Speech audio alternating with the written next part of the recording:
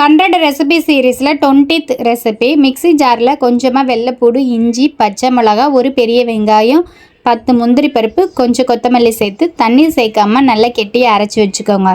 ஒரு கடாயில் நல்லெண்ணெய் 2 ஸ்பூன் அளவுக்கு ஆட் பண்ணிவிட்டு ஸ்பைசஸ் எல்லாமே ஆட் பண்ணதுக்கப்புறமா நம்ம அரைச்சி வச்சுருக்க பேஸ்ட்டையும் சேர்த்து நல்லா பச்சை வாசனை போகிற அளவுக்கு கிளறி விட்டுக்கோங்க. மஞ்சள் தூள், கரம் மசாலா, மல்லித்தூள் இது 3மே சம அளவு எடுத்து சேர்த்துக்கோங்க. தேவையான அளவு உப்பு. மசாலா பச்சை வாசம் போகிற அளவுக்கு கொதிக்க வச்சுக்கோங்க. ஒரு கடாயில் 1 ஸ்பூன் அளவுக்கு நல்லெண்ணெய் சேர்த்துட்டு உப்பு, மிளகாய்த்தூள், மல்லித்தூள், மஞ்சள் தூள் சேர்த்து முட்டையை போட்டு நல்லா ஃப்ரை பண்ணி எடுத்துக்கோங்க. கடாயில் மசாலா எல்லாம் பச்சை வாசனை போனதுக்கப்புறமா ஒரு 1/4 கப் அளவுக்கு தயிர் ஆட் பண்ணிக்கோங்க.